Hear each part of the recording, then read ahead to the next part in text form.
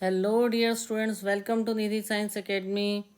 आज हम स्टार्ट कर रहे हैं यूनिट 4 प्लांट फिजियोलॉजी। इसमें हम डिस्क्रिप्शन स्ट्रक्चर हमने देखा, वेरिएशन देख चुके हैं लिविंग ऑर्गेनिज्म का over a period of time, और अलग अलग ऑर्गेनाइजेशन लेवल पे भी देख चुके हैं। सेल्यूलर लेवल पे क्या ऑर्गेनाइजेशन है ऑर्गेनिजम्स की, मॉलिकुलर लेवल पे। अब हम फिजियोलॉजिकल प्रोसेस देखेंगे प्लांट्स के अंदर, जिसमें आएगा mineral nutrition of plants, photosynthesis, transport, respiration ultimately growth plant growth and development बताया जाएगा इस यूनिट 4 के अंदर, और उनकी क्या सेल्यूलर एक्टिविटीज़ हैं और इन्वायरमेंट के साथ उन एक्टिविटीज़ का क्या रिलेशन है। इस चैप्टर में इसको हमने डिस्कस किया है। तो will start with 11th chapter, transport in plants. तो ट्रांसपोर्ट इन प्लांट्स में सबसे पहले आप जब देखते हो कि प्लांट ग्रो करता है, हम रोज़ पौधों को पानी डालते हैं, तो पानी कैसे टॉप ऑफ द ट्रीज़ में पहुंच जाता है, कैसे ट्रांसपोर्ट होता है, और कैसे एक सेल से दूसरे से ये मूव होता है। तो प्लांट्स को भी मूव करना पड़ता है वेरी लॉन्ग डिस्टेंसेस पे मॉलिक्यूल्स को, एनिमल्स से भी ज़्यादा। क्या उनके पास सर्कुलेटरी सिस्टम है, कैसे उस रूट से वाटर ऊपर तक के tip of the growing stem तक पहुंचता है, लीव्स में कैसे पहुंचता है। तो इसको हम अंडरस्टैंड करने के लिए हम कुछ ट्रांसपोर्ट प्रोसेस को अंडरस्टैंड करेंगे। तो हमें सबसे पहले बेसिक नॉलेज होनी चाहिए, जो हमने पढ़ा है स्ट्रक्चर ऑफ सेल की। तो हम पढ़ पाएंगे कि कैसे डिफ्यूजन होता है उसके अंदर, और कैसे केमिकल पोटेंशियल और आयंस मूव करते हैं। तो जब मूवमेंट ऑफ सब्सटेंस की बात करते हैं, तो हम किस टाइप के मूवमेंट की बात कर रहे हैं। जैसे जो फ्लावरिंग प्लांट है, फूलों वाले जो प्लांट्स हैं, उसमें कैसे ट्रांसपोर्टेशन होगा, वाटर, मिनरल का, nutrients, organic nutrients and plant growth regulators. तो स्मॉल डिस्टेंस में सब्सटेंसेस क्या डिफ्यूज़न से ट्रांसपोर्ट होते हैं by cytoplasmic streaming supplemented by cytoplasm के थ्रू डिफ्यूज़ होते हैं मेम्ब्रेन के थ्रू, फिर साइटोप्लाज्म के थ्रू एक्टिव ट्रांसपोर्ट के द्वारा वो उनका डिफ्यूजन होता है। और लॉन्ग डिस्टेंस के लिए vascular system xylem and phloem के थ्रू, जिसको ट्रांसलोकेशन बोलते हैं। अंडरस्टूड, ये शॉर्ट में बताया। अगर स्मॉल डिस्टेंस कवर करना है वाटर को और न्यूट्रिएंट्स को, तो डिफ्यूज़न के थ्रू होता है, साइटोप्लाज्मिक स्ट्रीमिंग जो है एक्टिव ट्रांसपोर्ट के थ्रू, और लॉन्ग डिस्टेंस में जाइलम एंड फ्लोएम के थ्रू होता है ट्रांसलोकेशन, जिसको हम ट्रांसलोकेशन बोलते हैं। एक इम्पॉर्टेंट एस्पेक्ट हमें डायरेक्शन ऑफ ट्रांसपोर्ट का पढ़ना है। जैसे रूटेड प्लांट्स हैं, तो जाइलम में वाटर और मिनरल्स का ट्रांसपोर्टेशन होता है, जो कि यूनी डायरेक्शनल होता है, रूट से स्टेम की तरफ। और ऑर्गेनिक और मिनरल जो न्यूट्रिएंट्स हैं, वो किसी भी डायरेक्शन में ट्रांसपोर्ट हो सकते हैं, पर जो वाटर है वो जाइलम में कैसे होता है, water mineral transport unidirectional, root से लेके स्टेम तक। जबकि ऑर्गेनिक और मिनरल न्यूट्रिएंट्स हैं, उन्हें हर पार्ट में पहुंचना होता है ट्रांसपोर्टेशन के लिए।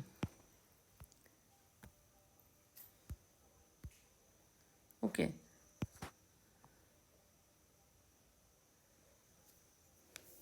तो जितने कंपाउंड्स हैं जो वो सारी बॉडी पार्ट्स में पहुंचने चाहिए उनके डेवलपमेंट के लिए, इवन स्टोरेज ऑर्गन्स तक। तो मिनरल न्यूट्रिएंट्स जो होते हैं वो रूट्स उनको एब्जॉर्ब करती हैं, और अपवर्ड स्टेम तक वो ट्रांसपोर्ट किए जाते हैं, लीव्स तक और ग्रोइंग रीजन तक।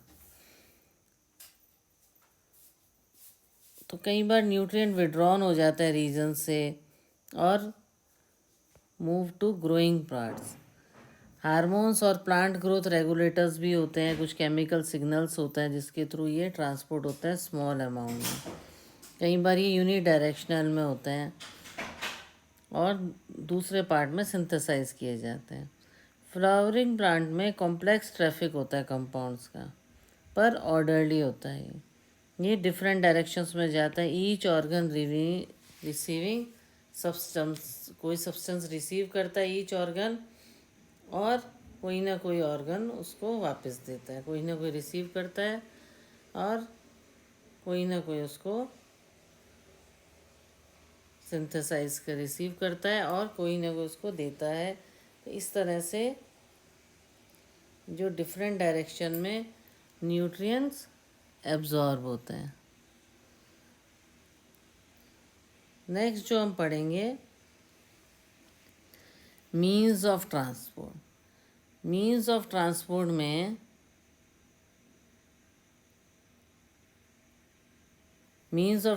में हम डिफ्यूजन पढ़ेंगे। जैसे कुछ प्लांट्स हैं, इसमें मैं एक और चीज़ बताना चाहूँगी, जो कि डिटेरियोरेट हो रहे हैं या उसकी डिवीजन और ग्रोथ रुक गई है, तो न्यूट्रिएंट्स वहाँ से विड्रॉ होके दूसरे ग्रोइंग पार्ट्स में चले जाते हैं। हाँ, अब हम पढ़ रहे थे मीन्स ऑफ ट्रांसफर। जैसे डिफ्यूजन, मूवमेंट जो डिफ्यूजन से होता है वो पैसिव होता है। Diffusion is passive. वो वन पार्ट से दूसरे पार्ट में भी हो सकता है, सेल टू सेल भी हो सकता है, शॉर्ट डिस्टेंसेस में भी हो सकता है, इंटरसेलुलर स्पेसेस में हो सकता है, लीफ से लेके आउटसाइड में, और कोई एनर्जी एक्सपेंडिचर नहीं होता है इसके अंदर। डिफ्यूजन में मॉलिक्यूल्स रैंडम फैशन में चलते हैं और हाई कंसंट्रेशन से लो कंसंट्रेशन की तरफ चलते हैं। हाई कंसंट्रेशन से लो कंसंट्रेशन की तरफ न्यूट्रिएंट्स मूव करते हैं। किसमें? डिफ्यूजन में। ओके, तो ये स्लो प्रोसेस है और लिविंग सिस्टम पे डिपेंड नहीं करता है इन गैसेस और लिक्विड्स में।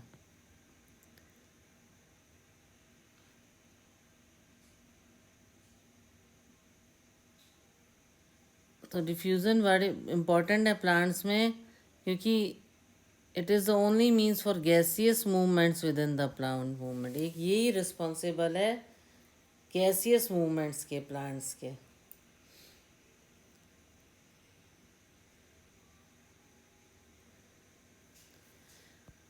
डिफ्यूजन रेट्स अफेक्टेड करती हैं कंसंट्रेशन से। मेम्ब्रेन कितना परमिएबल है सेपरेट करने में, टेम्परेचर, प्रेशर, ये सब जो हैं डिफ्यूजन को इफ़ेक्ट करते हैं।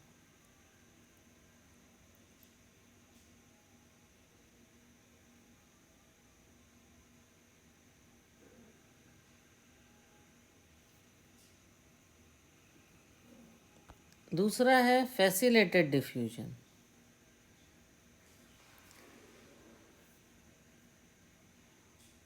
फैसिलिटेड डिफ्यूजन जो होता है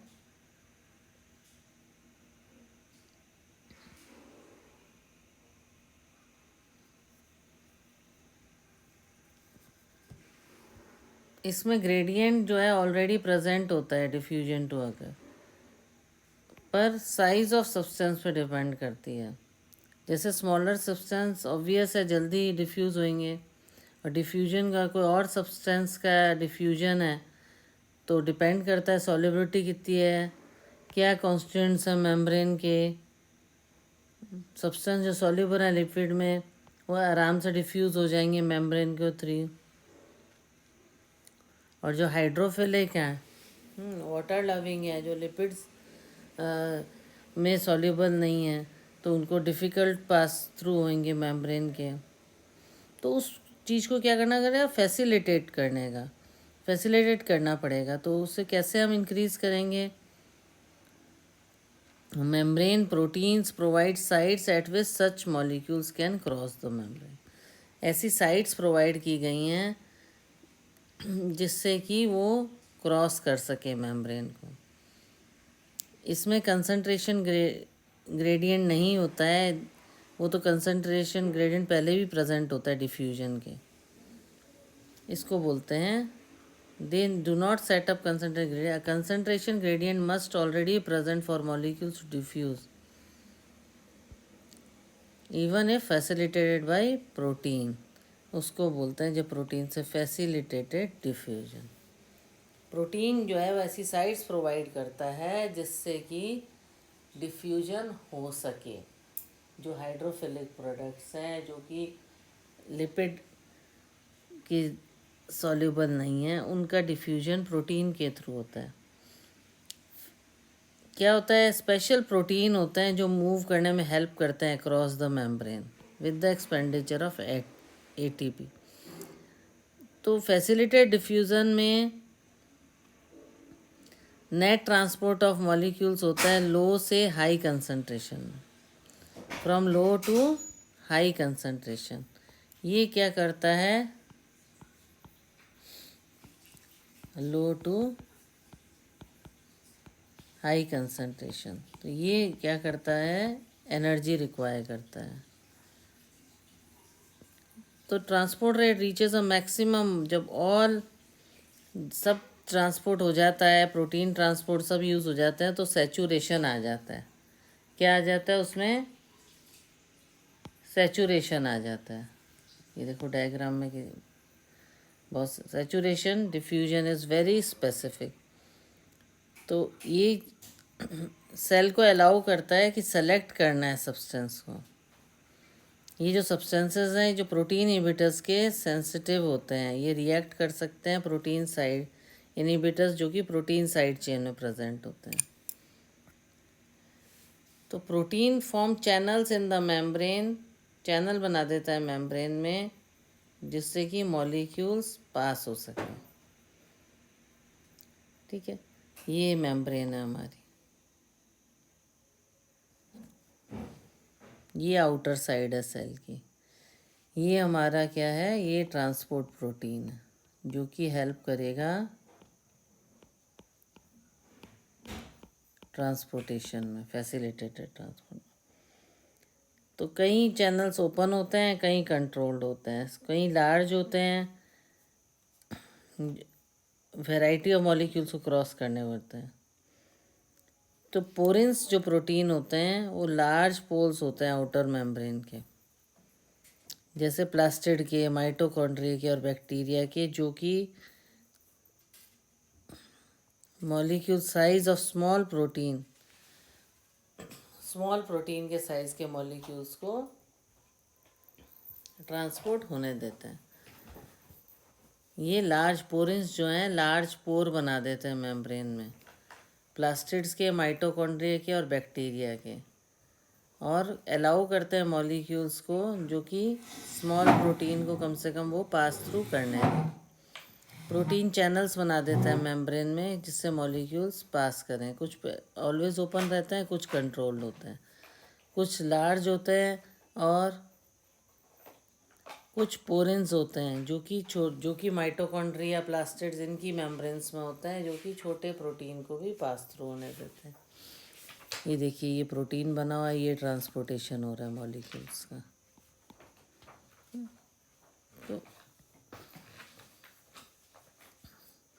तो इसमें क्या होता है, ये जो प्रोटीन होता है ये रोटेट करता है।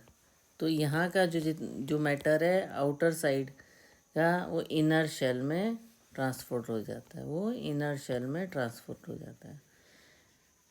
Extracellular molecule bound to, molecule किससे बाउंड हुआ, ट्रांसपोर्ट प्रोटीन से, है ना। ट्रांसपोर्ट प्रोटीन से मॉलिक्यूल बाउंड हुआ, तो ट्रांसपोर्ट प्रोटीन रोटेट हुआ और release the molecule inside the cell. ये आ गया transported molecule, it releases the, ये रोटेट हुआ और यहाँ से ट्रांसफ़र कहाँ कर दिया, यहाँ ट्रांसफ़र कर दिया ट्रांसपोर्टेड मॉलिक्यूल। जैसे वाटर चैनल्स होते हैं उसमें 8 टाइप ऑफ एक्वापोरेंस बनी होती हैं, इसी तरह से इसमें भी ये चैनल्स बने हुए हैं सेल में। कुछ स्मॉल है, किसी में लार्ज प्रोटीन मॉलिक्यूल को जा सकता। ऐसे ही पैसिव सपोर्ट्स और एंटीपोड्स भी होते हैं। ये भी फैसिलिटेड डिफ्यूज़न इसमें बताया गया है। अगर दो टाइप के मॉलिक्यूल एक साथ मूव करते हैं, if both molecules cross the membrane in the same direction, अगर सेम डायरेक्शन में जाते हैं मॉलिक्यूल्स तो उसको बोलते हैं सिम्पोर्ट। क्या बोलते हैं उसको? सिम्पोर्ट, इफ सेम डायरेक्शन में जाते हैं। और अपोजिट डायरेक्शन में जब जाते हैं तो उसको बोलते हैं, मॉलिक्यूल्स को जब, उसको बोलते हैं एंटीपोड। क्या बोलते हैं? एंटीपोड।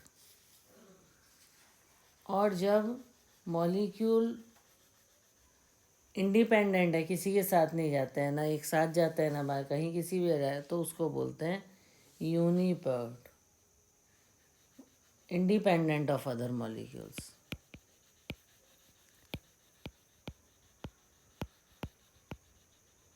इंडिपेंडेंट ऑफ, किसी के साथ लेके नहीं जाते, जब अपने हिसाब से वो चलते हैं।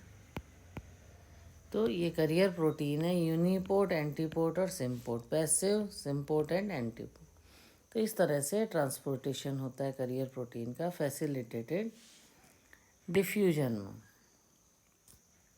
नाउ अब हम आते हैं एक्टिव ट्रांसपोर्ट। एक्टिव ट्रांसपोर्ट में क्या होता है? ये एनर्जी को यूज़ करता है to transport and pump molecules. एक कंसंट्रेशन, जैसे हम पंप यूज़ किया जाता है ना हाई कंसंट्रेशन में किसी को ले जाने, इसी तरह से एक्टिव ट्रांसपोर्ट में pump molecules against a concentration gradient के अगेंस्ट में जाके ट्रांसपोर्ट करता है।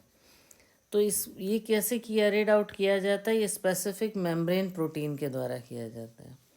जैसे डिफरेंट प्रोटीन है, बोथ एक्टिव ट्रांसपोर्ट में भी पार्टिसिपेट करते हैं और पैसिव ट्रांसपोर्ट में भी पार्टिसिपेट करते हैं। पंप्स क्या है? पंप क्या है? वो एक प्रोटीन है जो एनर्जी यूज़ करके मेम्ब्रेन के अक्रॉस सब्सटेंस को ट्रांसपोर्ट करता है। ये लो कंसंट्रेशन से हाई कंसंट्रेशन में ले जा सकता है, इसको अप हिल ट्रांसपोर्ट बोलते हैं, है ना। ट्रांसपोर्ट रेट मैक्सिमम हो जाता है जब सबको ट्रांसपोर्ट कर देता है, तो वो सैचुरेशन में आ जाता है। लाइक एंजाइम्स, करियर प्रोटीन है जो बहुत स्पेसिफिक है और ये कैरी करते हैं, पर प्रोटीन क्या है? सेंसिटिव है इनहिबिटर्स के, जो कि प्रोटीन साइड चेन से रिएक्ट करते हैं, तो अपहिल ट्रांसपोर्ट बोलते हैं इसको। Pumps are protein that uses energy to carry substance across the cell members from low concentration से हाई concentration में वो कैरी कर सकते हैं।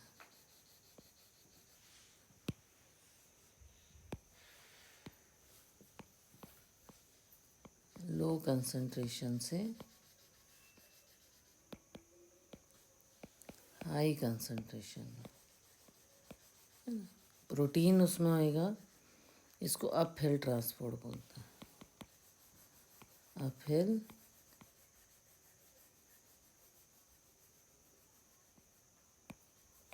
ट्रांसपोर्ट। पंप क्या है? पंप एक प्रोटीन है जो कि कैरी करता है लो कंसंट्रेशन से हाई कंसंट्रेशन में बाय यूजिंग एनर्जी। ओके, ये एक्टिव ट्रांसपोर्ट ने बताया। तो ये जो टेबल बनाया हुआ है इसमें कंपैरिजन किया है डिफरेंट ट्रांसपोर्ट मैकेनिज्म का।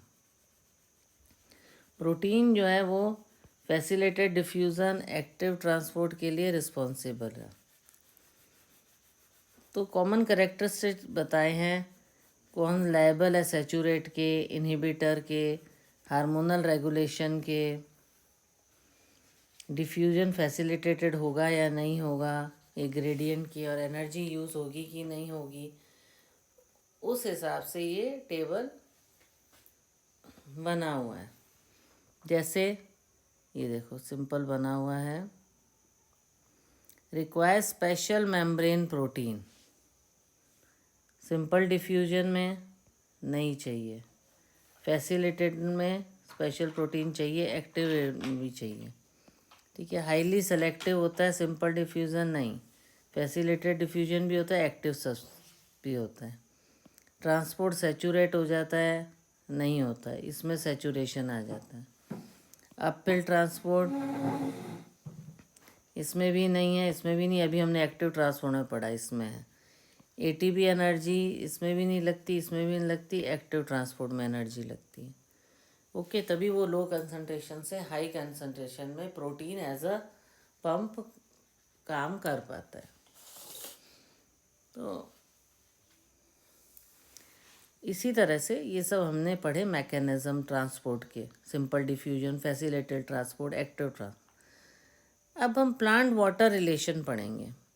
अगर हमें फिजियोलॉजिकल एक्टिविटी जो प्लांट्स की है उसको पढ़ना है तो सबसे पहले हमें पता होना चाहिए सारी फिजियोलॉजिकल एक्टिविटी के लिए पानी बहुत ज़रूरी है। Water is essential for all physiological activity of plants, और बहुत इम्पॉर्टेंट रोल प्ले करता है वाटर प्लांट की बॉडी में। ये मीडियम बनाता है हर सब्सटेंस को डिज़ोल्व करने का। जैसे प्रोटोप्लाज्मा ऑफ सेल है, वाटरमेलन में 92% वाटर होता है। हर्बेशियस प्लांट में 10 to 15% वाटर होता है, पर सब में थोड़ा, वुडी पार्ट्स में भी थोड़ा पानी होता है। इवन जो सीड है, जो हमें बिल्कुल सूखा हुआ दिखता है, उस सीड में भी थोड़ा सा पानी ज़रूर होता है। सीड में appear dry but still has water, नहीं तो वो अलाइव ही नहीं रहेगा। टेरेस्ट्रियल प्लांट्स जो हैं उनमें भी बहुत पानी होता है, पर ये इवोपरेट हो जाता है लीव्स के थ्रू, जिसको हम ट्रांसपायरेशन बोलते हैं। और मैच्योर कॉर्न प्लांट जो है करीब 3 लीटर पानी उसे डेली चाहिए कंज्यूम करने के लिए, एब्जॉर्ब करने के लिए। जो मस्टर्ड प्लांट है, सरसों का जो प्लांट होता है, वो कम से कम अपने वेट के बराबर पानी एब्जॉर्ब करता है 5 घंटे में। तो हाई डिमांड ऑफ वाटर के कारण ये कोई सरप्राइजिंग नहीं है कि वाटर सबसे लिमिटिंग फैक्टर है प्लांट ग्रोथ और प्रोडक्टिविटी एग्रीकल्चर के लिए और एनवायरनमेंट के लिए। प्लांट तभी फिजियोलॉजिकली ग्रो कर पाएंगे जब वाटर होगा। तो उसी में हम पढ़ रहे हैं नेक्स्ट, वाटर पोटेंशियल। अब प्लांट वाटर रिलेशन के लिए हमने सर्टेन स्टैंडर्ड और टर्म्स नेसेसरी किए हैं। जैसे वाटर पोटेंशियल जो है, ये सिंबल है वाटर पोटेंशियल का, is a concept fundamental to understanding water movement. Water movement के लिए हम किसको पढ़ेंगे? वाटर पोटेंशियल को। तो उसके साथ हमें क्या पढ़ना पड़ेगा? सॉल्यूट पोटेंशियल, तो हम एस कर देंगे, और प्रेशर पोटेंशियल। 2 कंपोनेंट्स हैं जो क्या डिटरमाइन करते हैं? वाटर पोटेंशियल को डिटरमाइन करते हैं, सॉल्यूट पोटेंशियल और प्रेशर पोटेंशियल। तो वाटर मॉलिक्यूल में काइनेटिक एनर्जी होती है तभी मूव करते हैं, और लिक्विड और गैस में हमेशा मूवमेंट में रहते हैं, ये कांस्टेंट रहते हैं।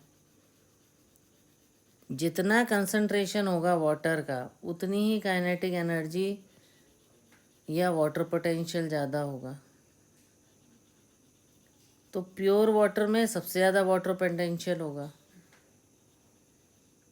सिस्टम में जितना कंसंट्रेशन होगा वाटर का उतनी ही ज़्यादा काइनेटिक एनर्जी होगी और उतना ही ज़्यादा वाटर पोटेंशियल होगा। मतलब एक तरह से डायरेक्टली प्रोपोर्शनल है। अगर कंसंट्रेशन ऑफ वाटर ज़्यादा है, इंक्रीज़ हुआ, इंक्रीज़ का सिंबल बना रही है, तो काइनेटिक एनर्जी ज़्यादा, और काइनेटिक एनर्जी ज़्यादा है तो वाटर पोटेंशियल ज़्यादा है। तो इसका मतलब प्योर वाटर में सबसे ज़्यादा वाटर पोटेंशियल है। ओके, अगर हम 2 सिस्टम का पानी लेते हैं तो रैंडम मूवमेंट जो है वो नेट मूवमेंट दिखाएगा with higher energy to one with lower energy. तो जो वाटर है वो सिस्टम हायर वाटर पोटेंशियल से लोअर वाटर पोटेंशियल की तरफ जाता है। इसको प्रोसेस के मूवमेंट को हम बोलते हैं diffusion. The process of movement of substance down a gradient of free energy higher concentration से लोअर में जब जाएगा तो हमें डिफ्यूजन बोलते हैं। ये सिंबल जो है इसको बोलते हैं, दिस सिंबल इज साई, और ये एक्सप्रेस किया जाता है, यूनिट क्या है इसकी, पास्कल्स। साई को डिस्क्रिप्ट किया जाता है हमें पास्कल्स में। वाटर पोटेंशियल जो प्योर वाटर का है, स्टैंडर्ड टेम्परेचर पे और कोई प्रेशर नहीं है तो जीरो होएगा water potential. Pure water at standard temperature which is not under pressure is taken to be zero. Okay, तो इस तरह से हम वाटर पोटेंशियल को भी कैलकुलेट करने हैं, वाटर मूवमेंट को अंडरस्टैंड करने के लिए। अगर हम कोई सॉल्यूट डिज़ोल्व करते हैं प्योर वाटर में तो सॉल्यूशन में फ्यूअर रहेंगे, वाटर मॉलिक्यूल कम हो जाएंगे और फ्री एनर्जी जो है वो डिक्रीज़ हो जाएगी, उसका वाटर पोटेंशियल कम हो जाएगा। तो जितने भी सॉल्यूशन है उनका लोअर वाटर पोटेंशियल होता है प्योर वाटर की कंपेरिजन में। क्यों? क्योंकि उसमें सॉल्यूट मिला होता है, due to solute potential. Solute potential जो होता है नेगेटिव होता है। तो जितना ज़्यादा सॉल्यूट मॉलिक्यूल होंगे उतना ही नेगेटिव होएगा। क्या चीज़? Solute potential. तो सॉल्यूशन को एटमॉस्फेरिक प्रेशर पे है ना, तो वो किसके इक्वल रहेगा? Atmospheric water potential solute potential के बराबर रहेगा। For a solution at atmospheric pressure, जितना सॉल्यूट का पोटेंशियल रहेगा वही सॉल्यूशन का रहेगा। अगर प्रेशर एटमॉस्फेरिक प्रेशर से ज़्यादा है प्योर वाटर और सॉल्यूशन पे तो वाटर पोटेंशियल इंक्रीज हो जाएगा। अगर प्रेशर जो है वो ज़्यादा है तो वाटर पोटेंशियल डिक्रीज हो जाएगा। अगर प्रेशर ज़्यादा है तो, क्योंकि प्रेशर ज़्यादा होने से प्योर वाटर पे या सॉल्यूशन पे डालते हैं, प्योर वाटर पे है चाहे वो सॉल्यूशन पे है, और टेम्परेचर एटमॉस्फेरिक प्रेशर अप्लाई किया गया है तो वाटर पोटेंशियल डिक्रीज हो जाता है। प्रेशर कैसे है ज़्यादा? पंप कर रहे हैं वाटर,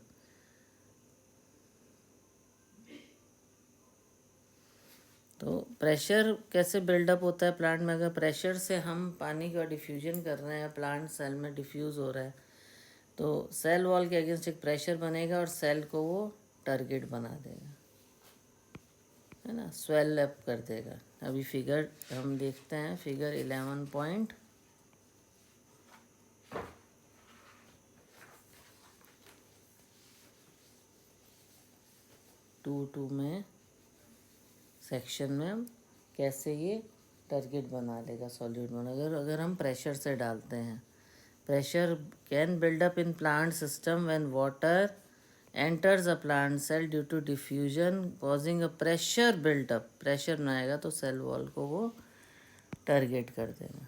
ये देखो, दिस इंक्रीजेज द, क्या इंक्रीज हो जाएगा? प्रेशर पोटेंशियल जो है इंक्रीज हो जाएगा। Pressure potential is usually positive पर नेगेटिव पोटेंशियल और टेंशन इन वाटर कॉलम पर बाकी जगह नेगेटिव टेंशन आ गई, वाटर कॉलम में ज़्यादा प्रेशर होने से तो वो नेगेटिव हो जाएगा। जाइलम में टेंशन आई तो नेगेटिव पोटेंशियल बिल्ड हो जाएगा। तो प्रेशर पोटेंशियल को हम साई पी से डिनोट करते हैं। वाटर पोटेंशियल ऑफ सेल किससे इफ़ेक्ट करता है?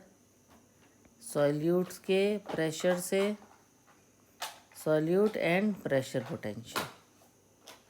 सॉलिड का कितना पोटेंशियल है और प्रेशर का कितना पोटेंशियल है, वो वाटर पोटेंशियल पे डिपेंड करता है।